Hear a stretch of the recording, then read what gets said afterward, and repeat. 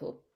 Good afternoon, everybody. I'm Christy with Christy Barber Consulting, and I have a good friend of mine, Wayne, all the way from Australia. We've worked on a handful of projects over the years of just ERP selections, processes, I think creating multi-dimensional chart of accounts and everything in between. So thank you so much for being on today. Oh, thanks, Christy. It's great to be here and great to see you again. Yeah, likewise. So today we're just going to talk about the ERPs and what you've seen for small businesses when you go through selections and just from a global perspective as well. You've been on the state side of things and then just also from looking at Australia and then everything else in the Asia Pacific world. Yeah, it's interesting, the world for small business. Lots of times you work with a small business and you find that they have something like zero is their anchor point, being their finances, and then they have lots of different systems that either bolt in or work or sit around their processes, that the way they operate. And then you see others that have got the Microsoft, the 365, and those sort of businesses that are probably on that scale of a bit bigger, but they have had Great Plains, have had those sort of software platforms. These days, it's now opening up a bit more where a small business can actually leverage Odoo and those sort of platforms, and they're an interesting platform in themselves. That low code, no code, there's a lot of risks there in the sense of how much do I change this and how easy Yeah. is that? And then later on, oh, why did I change that? And so you see that gamut of it. So it's interesting. There's still many steeped in the MYOB, the zero type world, where the rest of it is just lots of spreadsheets and lots of Hmm. those sort of things. So we see that a lot of times, and people want to grow up to be a bigger ERP, but then the cost starts hitting, in the sense that it's not cheap to actually implement a full-blown ERP, and I think that's where a lot of small businesses struggle to actually go, oh, I need to take that step. But we had one just recently where they took the step and put Infor in, and it will be the best thing ever for them. It'll allow them to scale so well, but they needed to really spend, and they've made a complete transformation in the way that they operate their business. So not only software, but everything, and that's been great to watch. Yeah. And I think as I've seen and as you've seen too, doing a lot of that prep work before you're really selecting makes a big difference, especially coming from the small, medium-sized business world. They don't have as much staff at times to, research it, and having somebody like you or I come in and help them has really benefited in the long run, especially when it comes to like processes. What do you even have in place? What do you need to have in place? And it's that objectivity, because many people think, I get by, this works for me, I've grown to this point, and that's fine. That really is fine. But if I want to scale to actually grow to be bigger, more stable, attract a different level of customers, I need to actually take that step, and that objectivity that we actually bring, and asking those questions about, do you really need to do it this way? Is there a better way? Let's work through how it would be a better way to be able to do that, and how would you leverage software for that, instead of jump to a spreadsheet or jump to some sort of system that is disparate, and then I've got to reduplicate that information back into the system, sort of thing, which has its own inherent risks. So yeah, working with people like ourselves, it's a shortcut in my mind. Often people go, oh, consultant's going to bring a consultant in, but the saving is huge, because you can scale. You actually get that ability to have the best information, and you're the person who's totally focused on them, sort of thing, and they get that benefit of that. So Yeah. Have you seen very much like in the States, we see a lot of people are utilizing QuickBooks first. And yeah. I think more so I've seen with different clients I've helped, they start with zero, and then they're frustrated with zero. They're moving back to QuickBooks. I actually have a client that reached out to me from Gold Coast and was saying, hey, we started with zero. We hate it. We'd like to go back to QuickBooks. I was just curious to see just on some of your experience of when they're moving off of one of those systems, what are you seeing more? Are they coming from a QuickBooks background or zero wanting to move to an ERP or just something to make what they have work better?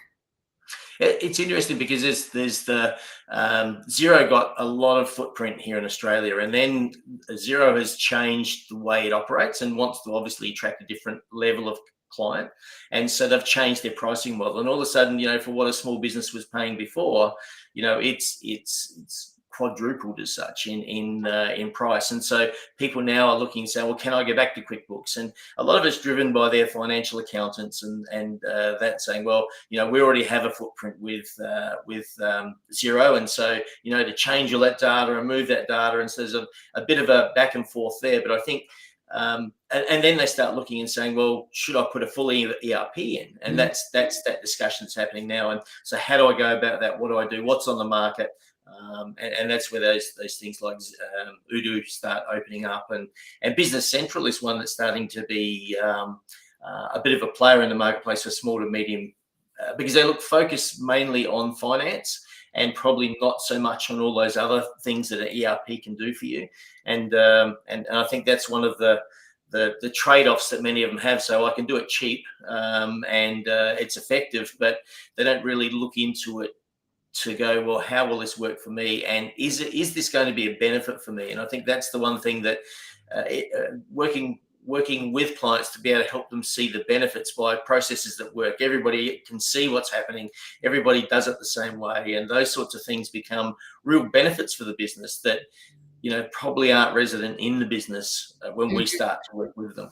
Yeah. And I've even seen that with folks that are on Xero and QuickBooks, is you don't have those permission settings. So it's kind of a free for all. People can get in and do things. And then they start moving to a system that has that. And then you kind of get some pushback of, well, I used to be able to do this. Now I can't do this. Why is that? And I've seen it's a really good check and balance to have that in place, where you don't want everybody touching everything because things can break. And yeah, I've seen a lot of that, and I appreciate being able to move to a different software from those when you need that in place. And here, at least, QuickBooks is starting to add some more type permission settings to it.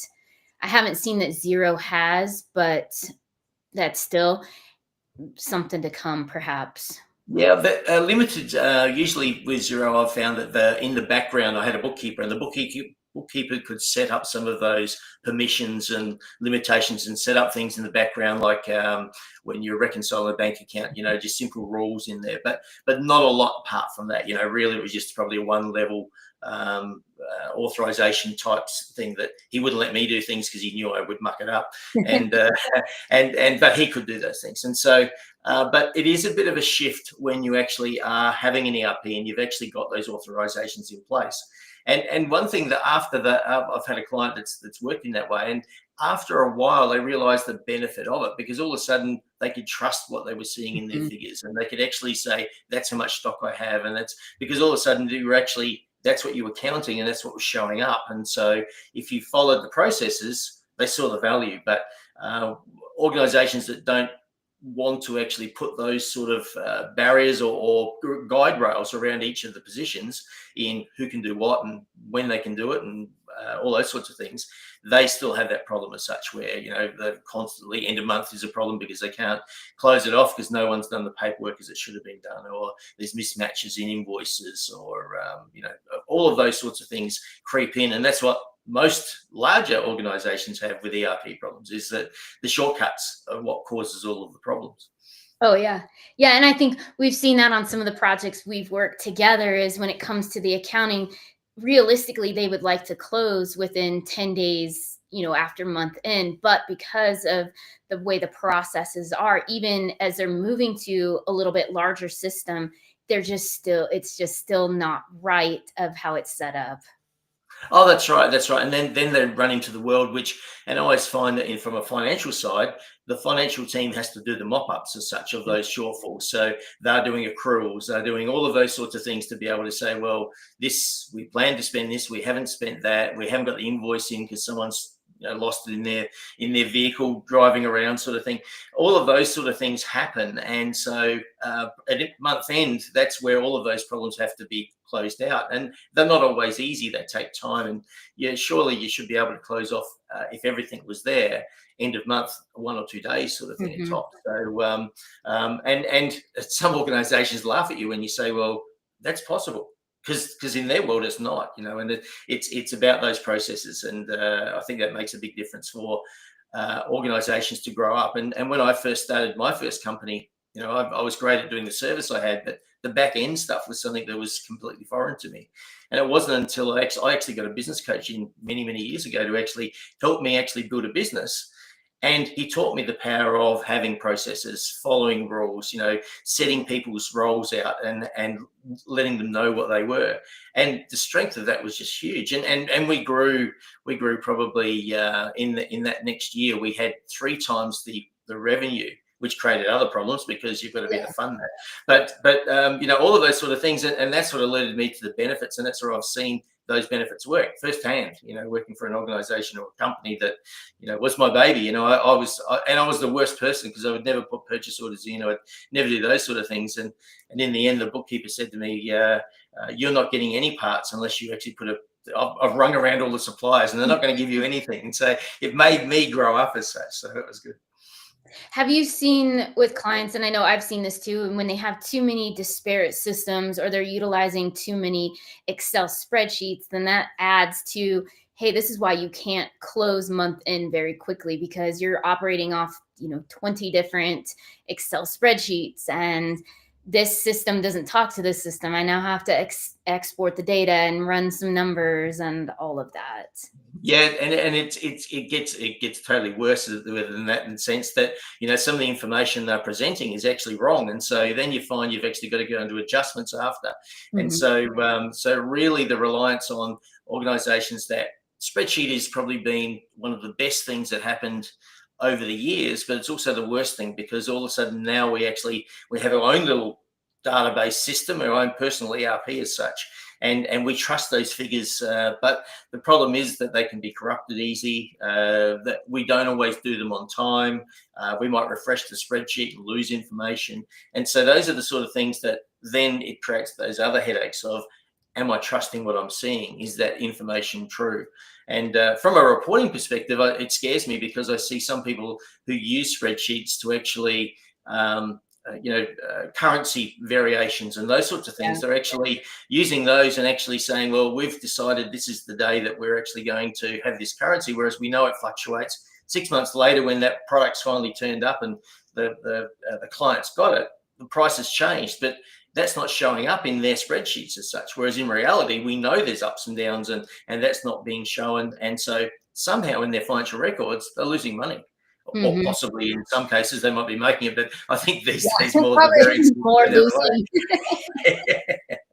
Well, and I think that's the nice part too, with so many of the systems, you can bring in a currency feed these days and kind of help. But I know a lot of people still like to use the Excel because they feel like they have control over it and can put that point in time. But have you seen it's better for companies to use a currency feed versus manually doing it on an Excel sheet?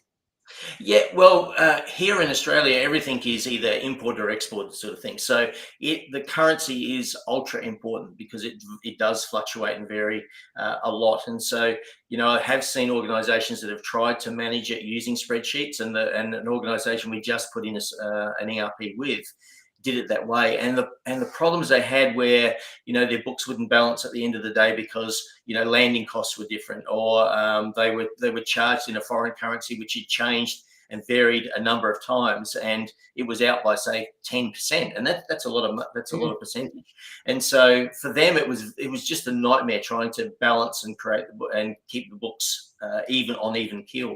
Whereas having that module in there, all of a sudden it starts to account for that, because like you say, you get your bank feeds, you actually start to see the real value of what that dollar is you're actually being paid for after all of those fluctuations have happened, because it's something out of your control as such. You've just got to manage it and understand what that means. And if it impacts your margin, then you've got to consider, well, what's the value of even making that sort of sale in the future, and how do I overcome that? And some companies might hedge here in Australia, where they'll hedge and say, well, this is the price we'll put in, and we pay the insurance to actually make sure that we can actually achieve that hedging. But smaller organizations don't have that luxury. No, they don't, unfortunately, because that would help them too. But it's just, yeah, as you grow, you get to put that in. Mm. I have one question from audience. They say, how would businesses evaluate whether their current systems are limiting their ability to scale? Well, many times they find that it becomes difficult for the business to operate. They're always firefighting as such, and so they do get frustrated. And often we would have a client ring up and sort of say, "Well, I think I need to go to an ERP. Can you help me?" And you might ask the symptoms that they have, and they say, "Well, I don't know what's happening. I don't know what sales I have. I'm always my inventory's always out.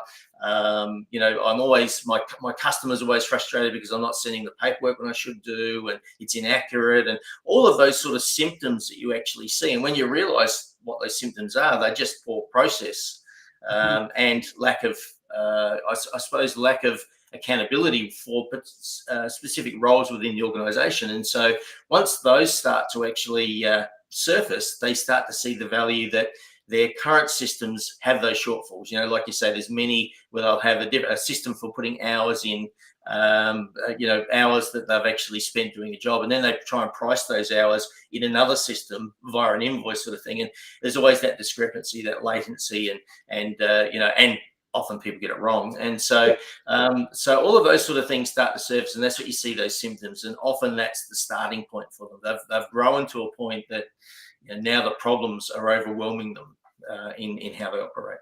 Mm-hmm. Yeah, I definitely agree with all of that. It's interesting, especially from a small business perspective versus more of a company like medium size that's been around for a while. They have very different problems that come up, and sometimes even limiting beliefs when it comes to how are we going to scale. And on the small side, it's, hey, there's some things we just don't know. Let's just go. And sometimes the larger businesses, they're much more calculated in how they want to scale and grow. Yeah, and it's interesting, on the smaller business. There's a lot more identities involved. This person started with me. He's been here for 10 years, and he's helped me in my business, and they probably don't. That person doesn't really understand or want things to change, and so they look at that person and go, well, if I upset that person, they'll leave, and what's my business what's going to happen to my business, sort of thing. And it's trying to help organizations or business owners through that, in the sense of saying it'll be fine, they'll get used to it, and if they don't, they're probably not the right person for you anyway, and you'll find someone that is actually going to make life easier for you. And so it's also that hand holding with them to say that this scaling up is not a bad thing. Getting your act together is not a bad thing, and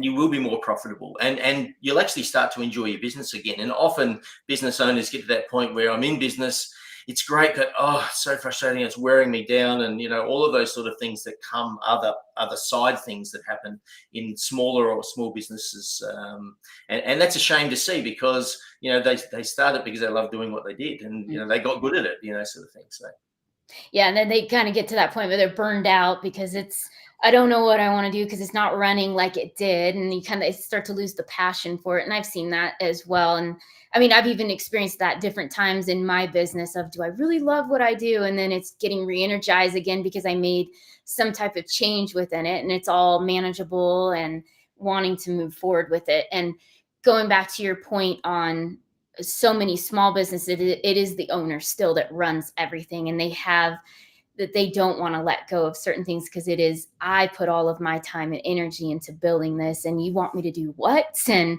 I mean, I actually have a client right now that he has built this from scratch, this company, and now wanting to move to a new solution is really scary for him because what he has is so predictable. I know I print out paper. I know somebody looks at it, and now you want me to go paperless. Are you sure my orders are going to get out the door? I don't trust it enough yet.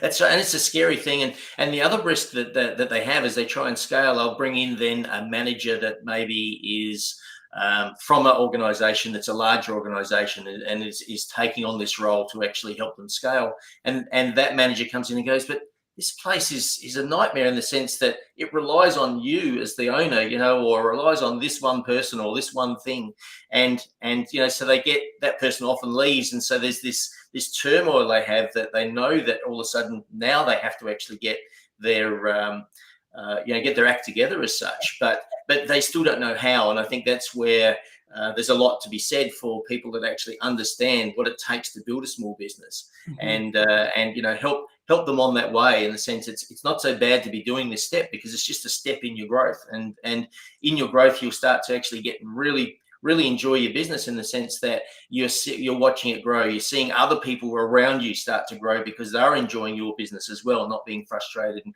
constantly replacing people because they're so frustrated the systems don't work, and the spreadsheet's wrong, and those sorts of things. So it's about taking through that, what's a storm. Often it's that thing of, people say it's just so hard to actually take that next step.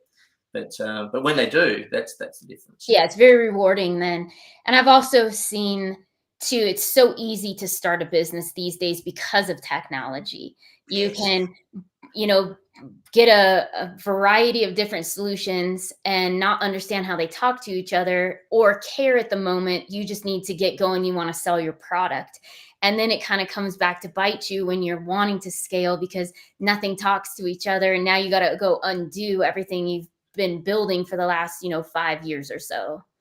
Exactly right, and it's quite interesting, because I look at that in the way you treat your customers, and often when you got new customers, you just put them in the system, you put their addresses in, and you miss lots of things, like and so you mightn't have their full address, you mightn't have some of that information of who's the contacts, or you mightn't have Mr. or Miss. And then later on, when you grow up, you say, I actually want to send them something to actually promote my business. I actually want to send them some emails. I want to be able to do some marketing, those sorts of things. Oh, my list isn't complete because Chris is Chris. So they're a male or a female. It's Right. like, and not understanding the value of data, and having that data put together well is a real challenge later on, when you're actually trying to take what you've built over all of these years and then go, now I'm at a point where I'm scaled, and I can't actually send it to anybody because I'm upsetting someone if I put Mr. or Mrs. or Ms. or whatever I'm going to have as my pronoun. It's that thing of saying, well, my database is half wrong, sort of thing. And so that's those sort of things become issues later on, because you didn't think about it at the start as a small organization. Yeah, I definitely agree with that. One thing I'm curious to know is, how have you seen AI start to show up in the SMB world? Well, it's that aspiration of AI. People have watched the movies and they've sort of Mhm. go, wow, that thing can think for me. It's going to do all of these wonderful things. And so the aspiration and the appetite is there, but the understanding of how it will work is not. And that's the problem. It's that thing of people going, well, you need to actually be in a position where you are stable and you're actually consistent with your processes. And then you can then rely on the fact that if all of those things are right, you're getting a purchase rec, a purchase order, and your goods receipts and your transfers and all those sort of things in line, AI then can start to take over and actually manage some of those processes. It can approve payments if you're at that point, if you can trust it. When you mention to a customer or to a small business, the robot's going to pay the bills, Yeah. that blows their mind in the end, because wow, sometimes I may not have enough in the bank account at the end of the. I've got to shift things around to make that happen. How can, and you can see then the light comes on that AI is a wonderful thing, but you need to be organized to be able to leverage AI, and you Yeah. need to be in a position where your organization can actually have that AI overlay at working for you as such. And I've seen a lot, because it is the hot term that everybody wants to speak about these days of, hey, I want AI, I'd like to get it today. And I can't trust any of my data, but AI should be able to still do what it needs to do, right? And it's like, no, we need to make sure that your data is cleaned up, that we can trust the data, because AI is essentially a tool that's used to do forecasting, to do all these other things. It's not this magic robot, like you said, that goes in the background and just clicks a button and says, hey, I might just drain your bank account because I had bills to pay. It's not there yet. No, that's right. And it doesn't have that ability to turn around and say, well, you don't have enough this month to pay that bill, but I'll bring that from where you normally bring that money from before, your little closet in the back room where you actually bring some extra money into the business. That can't do that. And so that's the thing that many, I suppose, the movies have given us this view that it's just so easy. And I think we're learning that, software vendors will tell us it's easy, and all of their systems are AI enabled. But AI enabled means that, yes, there's a possibility you could use it, but it relies a lot on you being processes right, like you say, data right, all of those sort of other things, as at a position where there aren't things that actually your AI can't manage as such, because it's just going to stall. It's going to go, well, I can't do that because I moved this from here to here, and that's not available to me now. So I've taken your overdraft or whatever. So, and I think that's many organizations on that road of AI are starting to learn that lesson at this stage, and all the tech gurus will tell you AI is just there. It's so easy. And for large organizations, yes, and even they have their problems in the sense they do. data is still important for them. Processes are still important for them. So, and I think that, like you say, AI is one of those things that you shouldn't have driving your front end. It should be working on your back end so you can improve your front end. And I think those are the sort of things that people, where is AI best served for me? And often we try and put it in to do processes. I had one company that actually their version of AI was a chatbot, and that chatbot would actually answer the phone calls and then direct them to either be someone would action it, someone would go to billing or whatever. And all they had on the other side was a bottleneck, because there wasn't anybody to answer the phone on the other side when it was transferred. So they could segregate the calls, but no one was actually there to actually do the work. So their AI journey was actually flawed because they had frustrated customers just be losing the calls. So it's AI is nice, but you need to be scaled up for it. Yeah, and there also needs to be a clear plan of how it's going to be implemented, how it's going to be used, because again, people just think that you can push a button and it runs the whole business for you. And again, that's great in some areas, but really utilizing what is the best way to have AI in your small business. That's right. And what level of trust you're going to place in the AI if you do that? There's the thing of presenting information to say, well, all of these invoices are here, ready to pay. All of the matches have been made. We have the invoice, we have the goods receipt, and they are ready to be paid. Or do I actually expect their AI to actually go, well, now I'm going to do a pay run, and that's going to actually pay them for this month? How much trust are you going to actually place in that? And what is the risk of that, in the sense that are you totally trusting that everybody in your business is putting in invoices that are going to give you revenue, and not invoices that are, paying them or corrupt, or, all of those other things that happen on the bad side of business, where you actually have to trust people to do the right thing. And if you're relying on AI to make those decisions, it's not going to make a decision that this is a bad invoice, this is a good invoice. It's just going to pay it. Yeah, it won't know that, hey, this employee over here is funding his magic, best vacation ever. It doesn't know things like that, where you still need the human perspective to be able to look through the invoices and check things and know, yes, this is a vendor I should pay, or whatnot that goes into all of that. Yeah, because many times that they go, oh, there's my bookkeeper. I don't need a bookkeeper anymore. I've got AI, and that would be the worst decision ever. Your bookkeepers should be there helping you actually grow your business and manage those things with the aid of AI, if it gets to that point. But to say, well, one's going to take over the job of the other, I don't think is a healthy way to be going. And you hear that a lot, especially in the accounting world right now, of, oh no, accounting's going to, go away completely with AI. And I was talking to some tax specialists the other day, and there's like, there's no way that it can. It can take care of some functional parts of it, where especially on the e-commerce, I'm bringing data points in from Amazon, and I need to track my inventory, and I need to, look at what were my fees. Yes, I can have data feeds that come in, and AI can analyze and match up to the statements each month, but that doesn't make it where it just completely goes away. No, that's right. And I think when companies realize that, or become comfortable with that view, that's when they will start to really leverage and get the value out of what AI can offer. Hmm. And I think taking away this thing where it's going to do it all for me, it's going to present information that is way more enriched than I've ever had before if I've set it up that way. And then that's the power of it. So I can actually make decisions. I can actually start to say, well, if I pay this person on time instead of ahead of time, that'll benefit my cash flow and those sorts of things, and start to look at, those other things in a business that often when you're growing up in a small business, you don't realize, the effects of doing things like paying people early. Mm-hmm. It's nice, it's a great feeling, but at the end of the day, what does that do on your cash flow? If someone's late at paying you, are you going to be short when it comes to the end of the month? And making those sort of decisions as you go along, that's really helpful for them. And AI is not going to make that decision for you, but a bookkeeper or a financial accountant within the business will do that. So.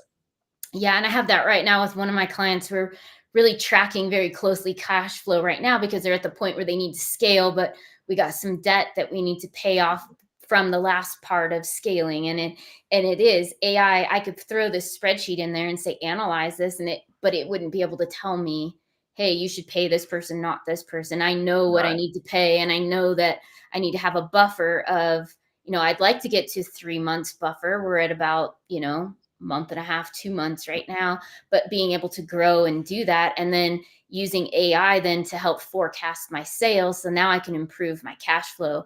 And I think that's the nice part about AI, is being able to use it as a tool in with all these other things that I'm doing to make it, I can get a better report out of it and quicker, as long as my data is good. Yeah.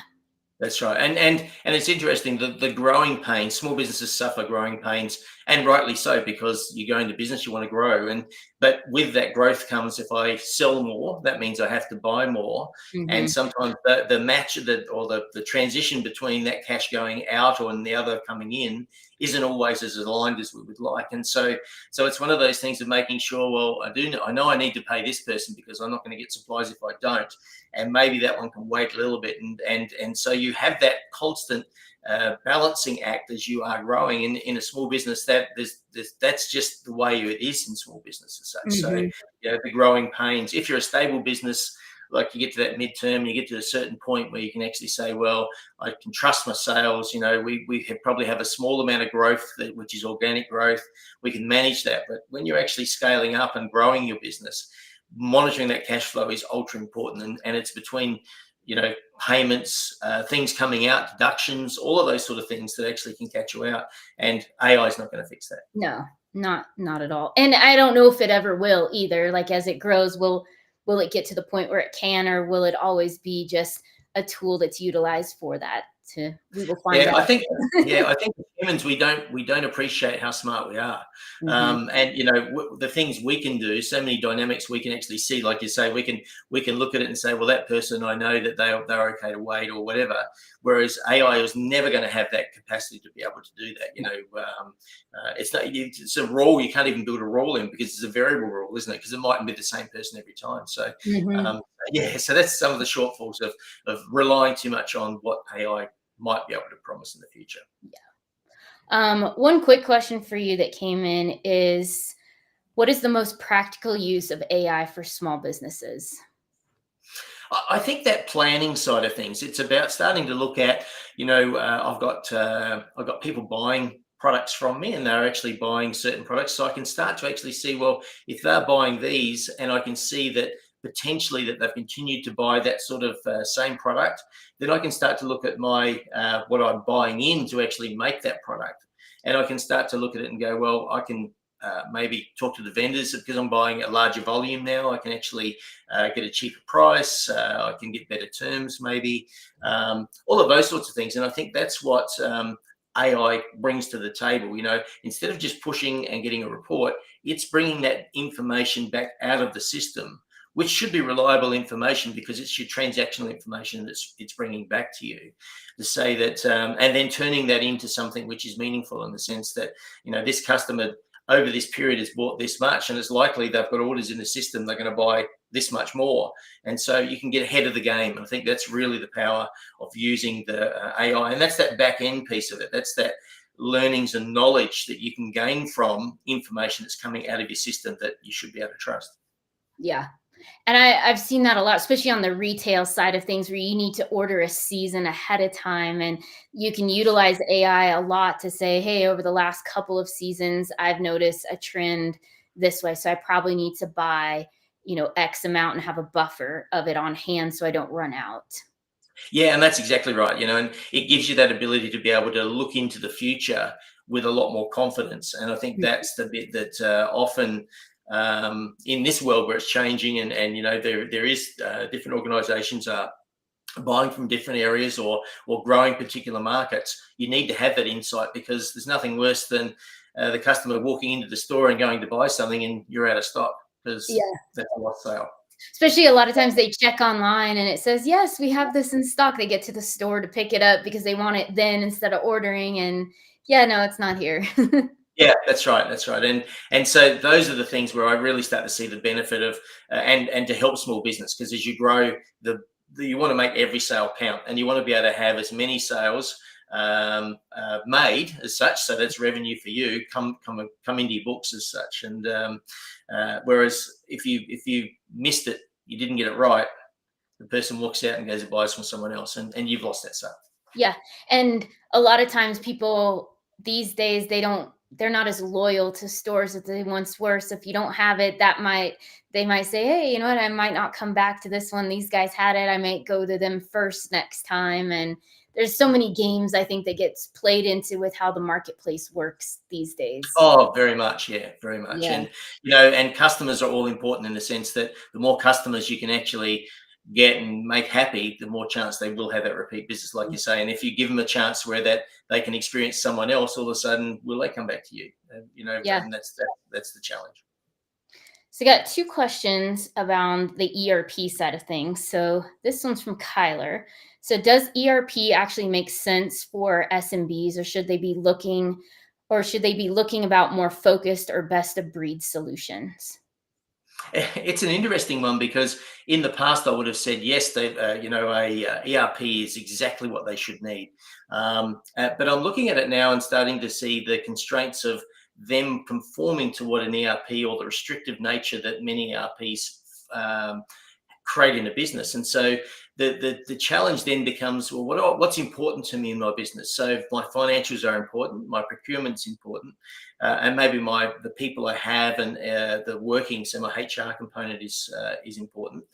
But then outside that, can an ERP be as flexible as I need it to be? And so, there's this view now where you can put in very basic ERP, and then have, like you say, the other applications doing certain things for you, and you can get them to talk to the ERP these days. And so looking at a model like that, I think, is a much simpler way for a small business to work. Is they can then put their ERP in and use it and get very comfortable about using it and trust that.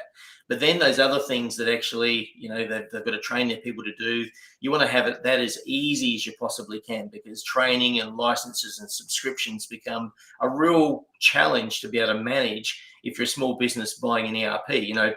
Putting a new license in, it's an annual subscription, and that person leaves, and then I've got to, all of those sort of things become disasters in the way of being able to manage that back end of a software system that's growing with you, or changing as you go. And if it's too rigid, then you get stuck in this world of paying much more for the software than the value you're actually getting out of it. And so yeah, my view has changed now, in the sense that a basic ERP, a good quality ERP that has all the right requirements, when it comes to finances, it comes to reporting, it comes to those sorts of things, but not having it so that it will actually do everything I think of in my ERP, because that's not really cost effective in this modern world. No. And I think as we're moving more and more cloud with everything, it's so much easier to plug and play because of APIs or direct connects that are already done, versus, back in the day when everything was on-prem, you didn't have as much flexibility to have more of a best of breed model. That's right. That's right. And I suppose with the way that we have applications now, we can design applications that actually feed information from someone in the field who's actually capturing something. They're receiving some goods or whatever. It's a simple information flow back into the system, and you can have a receiving platform there, which actually just captures that piece of data, which feeds into ERP. So your ERP is getting updated, and you're getting all that information you need. but the person on the other end is just using their phone to be able to do that. Yeah. And the other sort of things that become really, really exciting, I think, for ERPs to actually scale these days, or small business to scale with ERPs, is that fact that it's never been easier to actually have an app built, a low-code app to actually capture something that someone does in their everyday life. And they're easy to actually use because the person, they use their phone every day. They understand how to use this thing. A 5-year-old can use a phone these days. So I think that's something that small business needs to look at, is don't buy the biggest and best and most monolithic ERP. Buy something that actually is going to give you trust in your figures, going to give you, and you've got to underpin that with your processes and those sorts of things. You can't miss that. But definitely have that other where information is coming into your system and feeding your system, and digitizing that side of things, because it is a cheaper way to go. Yeah, I would agree. And even with really small companies, I'm working with one right now. They do about 20 million a year, and they were on Great Plains. Great Plains is overkill for what they have. Plus, eventually it'll be sunset. Even though I think they change every year, they keep pushing it out of when it's going to be, which I think is hilarious. But it helps to know that, hey, we can actually go back to QuickBooks because they're a service-based company, and we have some other software we're just going to plug in, and now we've kind of built essentially an ERP that is low cost for them and still gives them everything they need, because we can extract the data out into like a Power BI to get all the KPIs we need from all the ancillary solutions. And you've just described what I think is the perfect ERP for a small business, is that ability to be able to have really solid financials, but then have those other systems feeding that information in, but then be able to bring those reports out in, and you can start to bring out some really great reports and actually have those modeled, so you can actually set them up and get real value out of those reports, trending reports, all that information you actually want to be able to get out of your ERP that often an ERP doesn't really give you. They promise it at the start, but you don't get that. And so, having those other overlays, like you say, Power BI and those reporting platforms, that takes it to the next level as such. Mm-hmm. And we're running into some problems because some of the software they use, because it's in the medical industry, that software is very reluctant to give various data points because they want you to use, the KPIs that they have. Well, this doctor's office is saying, hey, those are great, but in order for us to really scale our practice, this isn't enough. And so I'm in communication with them right now of being like, hey, we need to be able to extract all these data points out to be able to give a full picture of what's going on. And that's the risk of some of the best of breed. You get it's like a micro system that's out there, but it's specific to a particular region or area or sector of the market, sort of thing. Medical might be one of those. And you've got the techie who's developed it, and he's got all of this view of how it should look. But when it gets into practice, like you say, I want different data points. I want those. The flexibility, I think, is what you really need to look for when you're actually either buying those, or the risk of having them built is not as great anymore, in the sense that there are people out there that actually build those, that actually tailor make it to what you do. And it's much cheaper to actually have that system, because you've actually got something that's going to work for you without trying to bend it and overcome the challenges that a rigid system creates. And so, for small business, don't just stick to the fact that I'm buying this best of breed, because that may be costing you more than it would be to actually build something and use that. And then I'm seeing too, just more software dedicated to that specific industry, especially in construction. You see a lot of, smaller ERPs that are just for that industry. And it helps because they've already built everything you need for it. This is how we're managing, units of measure, because they know how they do it. In the construction world, it's pre-built, where I know, like, we've had it where you're in a bigger ERP and now you got to customize sometimes because it's such a unique unit of measure that it's not in the system to begin with. Exactly right. And I think that's, you raise a good point there, in the sense that, you can buy a specific focused ERP that will do all those. If you're looking construction, you want planning to be part of what you're doing. You want to be able to see where, those orders are in, or the work orders are in, or the materials you're buying to actually complete some of that construction work is all coming together. And so you need that scheduling piece, and it becomes a very informative ERP. If that's the case, it becomes almost instead of just being the ERP, it becomes the production model or the business model as such. And so very, very good for that. And if you've got an organization that is okay to run with something that has those guardrails, it's perfect. And I think that's a good. But if you get some organisations that want to take it differently, they would be challenged by an ERP like that. So it really is requirements again. What, as an organisation, what do I want? Whether I'm a small business or a medium business, what really, how do I want to operate? And if I want to operate in a way that those guardrails are there and I get that consistency, you get great value out of an ERP like that. Yeah. And I think that comes down to this question that Mick has as well, is how do you ensure your ERP meets you where you're at? And it's the requirements that you have in place to know, hey, does this software fit what I need today and in the future, or is it not? And that helps with the selection. It does, and it's funny. I've been working with it's an interesting business. They grew up as a bakery, making pastries and cakes, and they've grown the business to be a franchise business right across Australia here. And they approached me and said, we want to put an ERP in, and here are my requirements. And the requirements were everything from manufacturing to property management and I said, for the size you are, to be able to buy one ERP that will do that is, you're not at that point yet, sort of thing. And so it's really being putting those requirements up, but then being realistic about what you want out of that ERP, or maybe other modules that you're actually going to bring in that are not part of the ERP, but they still manage that sector of the business that is emerging, is growing as such. And we'll get to the point where it will need to manage in its own right.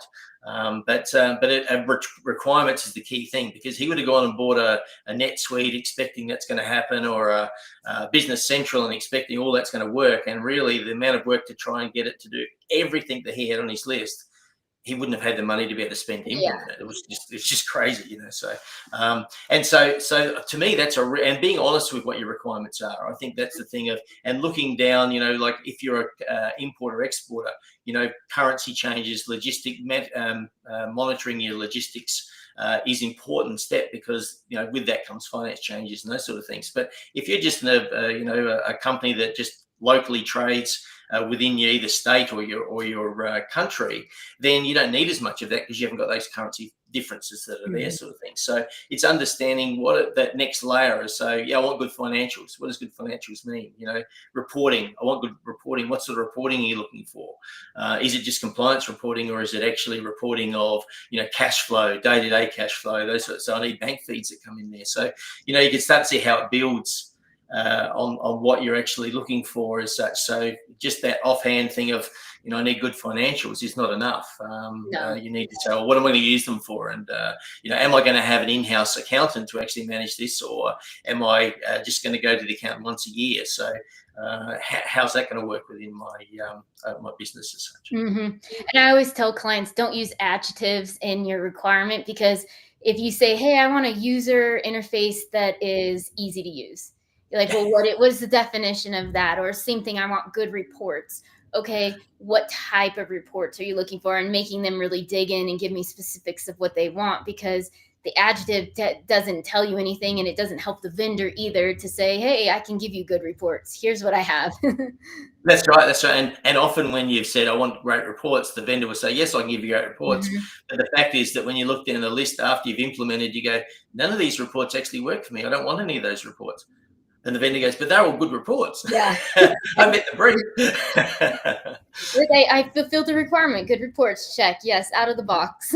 That's right. And I think that's the thing where, when you're looking at software, you're talking to vendors, you've got to be critical on yourself and saying, well, what really do I want? So, what makes this work for me, and that lower layer of descriptive layer that actually provides that. So I think that's important. It's one of the things that many feel a vendor will tell you, but if you don't ask a vendor those specific questions, it's not until you've put the system in and realize it can't do it that you actually get told, no, it couldn't do it. And that's not a good place to be. It's not. Yeah, not at all. I think the last thing I wanted to chat with you before we run out of time today is just implementation. How important it is, especially for small businesses, because a lot of times they don't have the bandwidth to really dive into the implementation. They need help from consultants and even the vendor giving them more support than what a larger organization would need. Yeah, and implementation for us, and like I say, I've been through with just recently, and with a client that started an implementation view that they were going to be 12 months to implement. They're only a medium food manufacturer here in Australia, and they've taken nearly 2 years to actually implement the ERP. And the thing that they have realised over that time, the benefit was that they would take it slow. So they worked with the vendor to say, well, this is new to us. Our business actually doesn't even understand how ERPs work, because the one we use today we don't actually use. We have spreadsheets that hold it all together, and so they did a lot more training. They actually created custom processes, custom for them, because they were more standardized processes, but they were custom to how they did it. They had a pricing model that had it would take 7 days to actually change the prices in the pricing model, and they would change those every 6 months, sort of thing. So all of that inefficiency was in their business, and so they wanted to actually transform that out of their business. And so for them, implementation turned into almost a 2-year exercise. But they now, when they actually go live, they will be so much across how they work, how they operate, how easy that is. It worked for them. Whereas, some organizations say, oh, I want to have it in for 3 months. I'm going to buy it. I want it in 3 months. And, they aren't ready. Often they can't make those changes within their business to be able to do that. And so you need to work with your vendor to actually say, well, I either want to do it in this, and this is what it means, and I accept my minimum viable product, and I will then grow from there. Whereas often they just say to the vendor, just put it in and away we go, sort of thing, and then get caught with the fact that it's not right, and then who's going to change it, and how's it going to be updated, and there's a lot of cost in that. So I find working the right contract at the beginning and working with the solution integrator to actually make sure that they've got a very clear, it's not a time materials exercise, it's actually a costed estimation, and then you can start to be able to go, well, we wanted this extra, so we're happy to pay for that, but you said you would deliver that, so you need to be delivering that within that cost that you said. And so being mature when you're building your contracts, I think, is very important with any software vendor, small business even more so, because you don't have the money to waste. You don't. And just the time too. I think sometimes small businesses are a little bit unrealistic with a timeline for implementation, because they think, I am small, I'm not as complex as somebody else, 3 months makes sense, and you're thinking 12 months really makes sense for this, and even then we may go over. And yes, it seems like a long period of time, but it pays in dividends later on, because everything is done properly, and you're not coming out, like, to your point, hey, you've hit go live and now we have a whole bunch of problems. Now we got to spend a whole bunch more money to fix things because the company wasn't diligent enough during the whole process to set it up properly. Oh, that's right. And data is one of the biggest things that most people say, I've got great data. And then you Yeah. start looking at it and go, well, hang on, it's inconsistent. It's actually, you've got this supplier in as this, and you've got that supplier in that. None of your codes actually will work if you do that sort of thing. And so all of those sort of things that they have when they configure the system, that some of those global data points they actually put in, which actually drives other things within the ERP, can't work. And so all of a sudden it becomes a real mess, because, I'm constantly battling with this system because they didn't consider that part of it, sort of thing. And so, and cleansing data is not always as simple as it looks. So, No, not at all. I think that's the other part that I think gets, sometimes there's an unrealistic thought around cleaning data up. People think, oh, give me a week, I'll get this cleaned up. And I've had clients where it's been 3-4 months, and now the data is in a good place where now they can start the implementation. yeah, that's right. And sometimes you get to the point where, in this client I talked about, they actually built a whole new data set because their pricing was so, and the way they had everything built up in their data in the background, you couldn't actually migrate that data to be of any value in the system. So they actually built a whole pricing model and then started to actually map that data across into the new pricing model.